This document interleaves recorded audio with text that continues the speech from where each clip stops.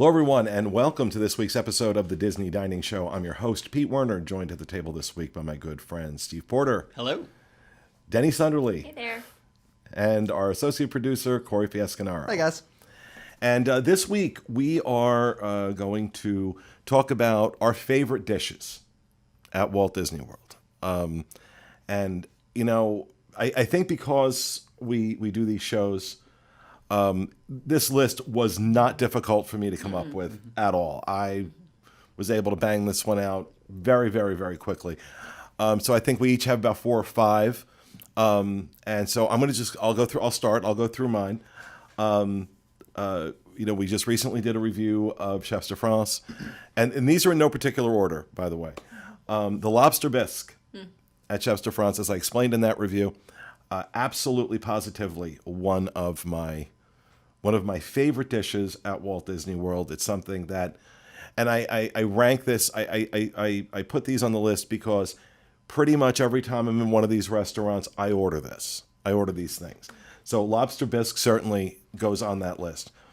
If I was going to rank these in order of best, this would be my number 1. Bacon and eggs at the Wave. Oh, that's on mine too. It should be on everyone's list. This is a bed of cheesy grits with a perfectly poached egg and the best phrase in the English language, a maple lacquered pork belly. Yeah. Absolutely unbelievable. Turned my brother and my nephew onto this when they were in town, and they were both like, "Oh my God, this is unbelievable."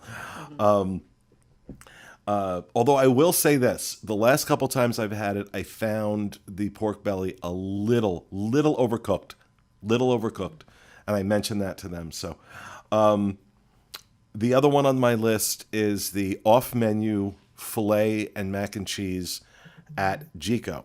This was a staple dish on the menu when Gico first opened. It was an 8-ounce filet mignon on a bed of homemade mac and cheese with a red wine reduction sauce that is absolutely out of this world. They did take it off the menu at one point, and people went out of their minds. They have not put it back on the menu, but they will make it if you ask for it. So it's kind of like a hidden menu item. There's a pro tip right there. And so I highly recommend, if you're at Gico and you're in the mood for filet and mac and cheese with a red wine reduction. And again, like the bacon and eggs at the Wave, it's the combination of all 3 of these things that really make the dish. Individually, they're very good. Taken together, they are absolutely out of this world. Another one that I always order, I will usually order it now as a side dish, over at Il Molino at the Swan, the pappardelle. Pappardelle is a long, wide pasta. They make it fresh every day, done in their signature red sauce, which is among the best you're going to find on property. It is a very simple dish. But absolutely out of this world. And finishing off my list is pork belly at the Flying Fish.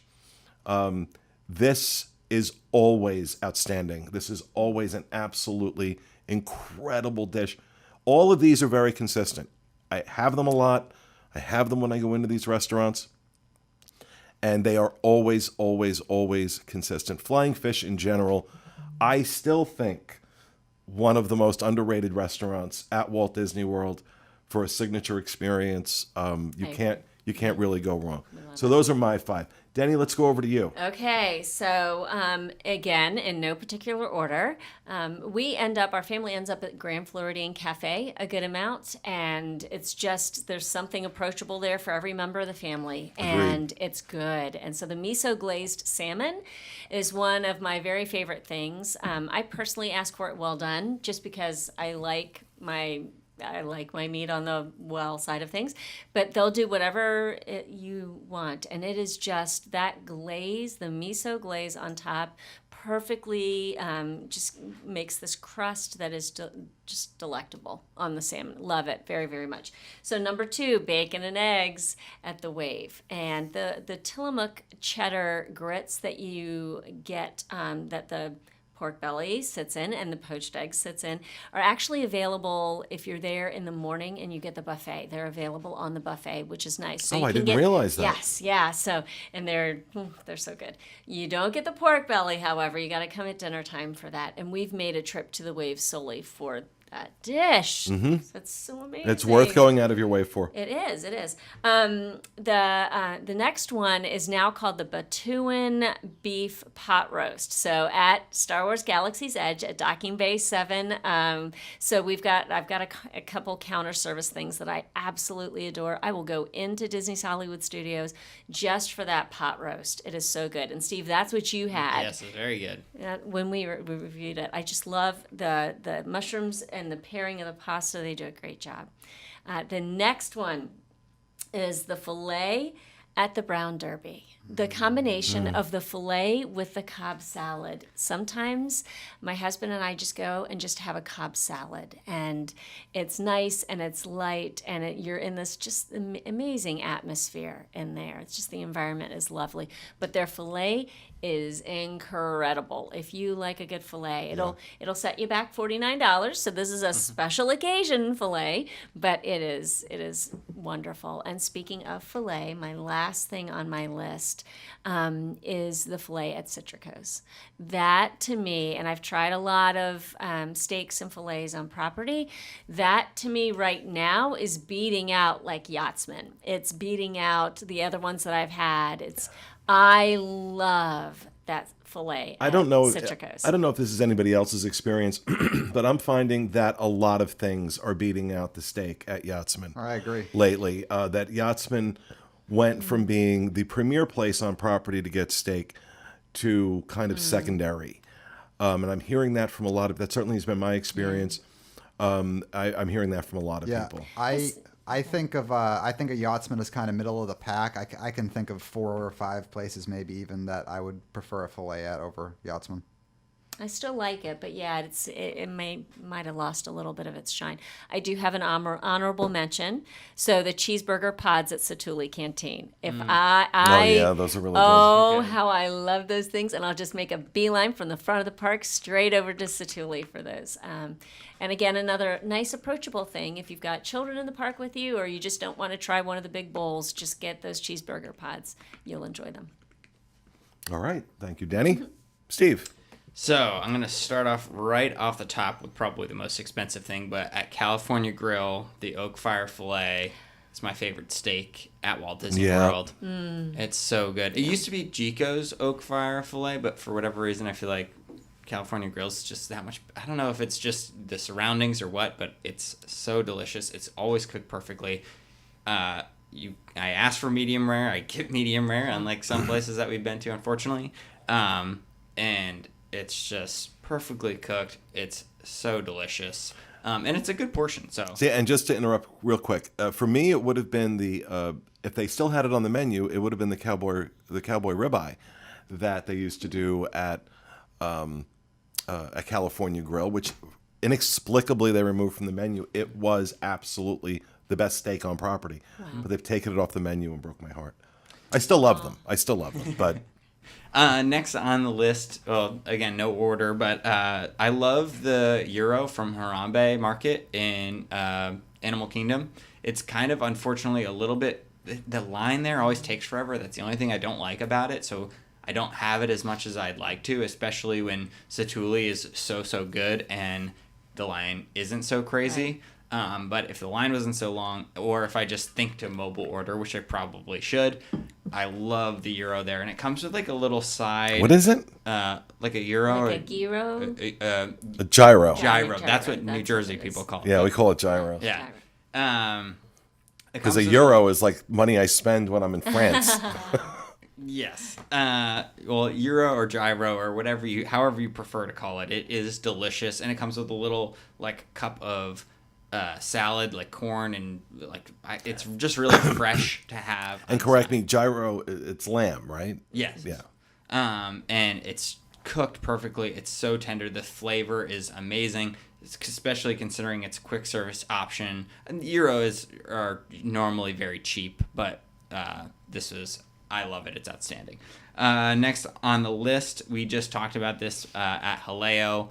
As gross as other people think I am for loving this, it's the anchovy bread with tomato paste, and I love the olive oil taste to it, the saltiness, everything about it is so good. When we went, I didn't mention this in our review, but I probably ate 70% of the anchovy, and I kept asking the two of them. I was like, "Is it okay if I'm eating all these? Is it fine?" They're like, "Yeah, have at it." Knock We yourself were out. fine with that. Yes. Yeah, I loved it. I think it's so delicious. I don't know why, but anchovies otherwise are not on the top of my list, but this dish, it's delicious. And then this one is just kind of, maybe it's all in my head because of the surroundings and whatever, but the fried chicken at Hoop-Dee-Doo, and you can also get it at Trail's End, has some magic to it that I love. I agree. Fried chicken is fried chicken, but this has some specialness to it. I don't really... It's really good fried chicken. And again, with fried chicken in particular, it really comes down to the seasoning in the breading that you use to fry it in. Mm-hmm. That makes all the difference in the world. We talk about Publix fried chicken all the time. That's what makes their fried chicken so good, is whatever that seasoning is they have in the breading really makes the difference. But I wouldn't rank Trail's End Hoop-Dee-Doo fried chicken over Publix fried chicken. But on Disney property, Here's a quick side thing, not to mix with Disneyland, because this is the only fried chicken I would say. Well, how would you compare it to the Plaza at Disneyland? There is no fried chicken, in my opinion, better than Publix. I think that the Plaza Inn fried chicken is very good. It's not better than Publix. I think the Hoop-Dee-Doo fried chicken is very good. It's not better than Publix. I don't know. Those are fighting words. No, that's just how I feel. That's fair. Always, because I have always been so in love with Publix fried chicken that every time I order fried chicken, I'm really looking to see, is this better than what I get from there? Fair and so far, haven't had it happen. So Next week on the Disney Dining Show. Publix. That I think was my 4, so that was Okay. my list. all right. Fiasco, what about you? All right, so my phone just locked itself, but I know what my list is, so it's fine.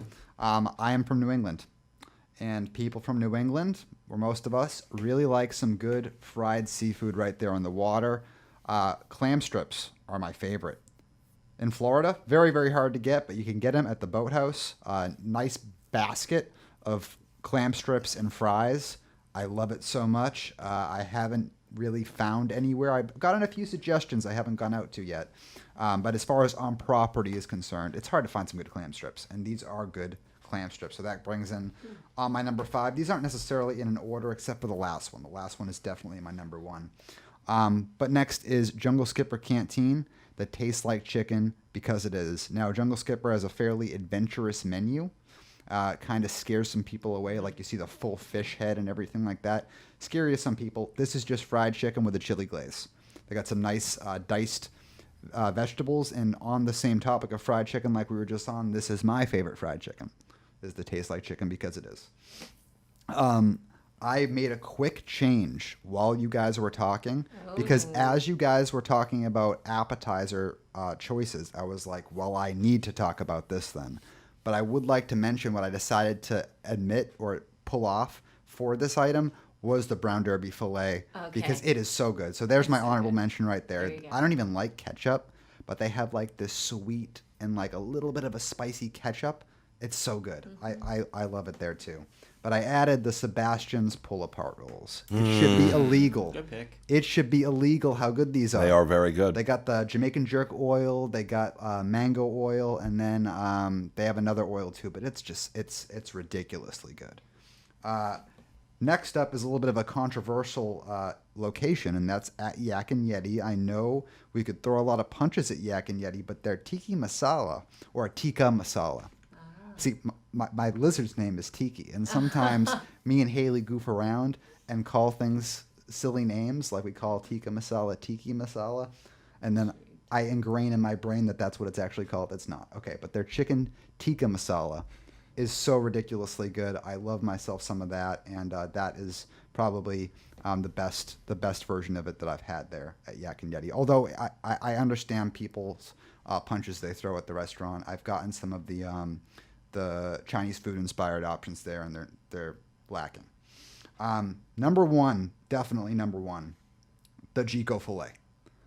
I went to Jico for the first time when we reviewed it during the 7 and 7, and there was an issue where we got flagged super hard.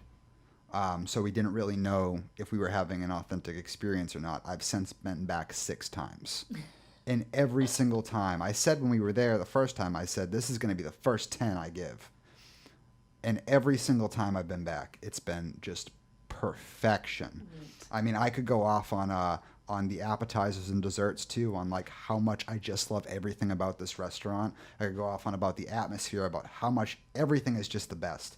But the filet itself at $49, I put Le Cellier as my favorite filet, but that's a $69 filet. This is not $20 better than Le Cellier is not $20 better than Jico.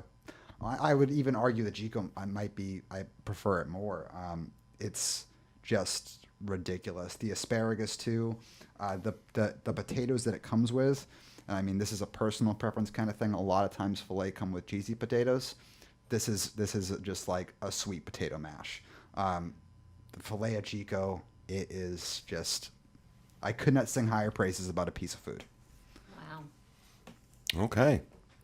Well, there you have it. That's our individual lists of our favorite dishes at Walt Disney World, and that will do it for this week's episode of the Disney Dining Show. We hope you enjoyed it, and we'll be back with you again next week. Have a great week, folks.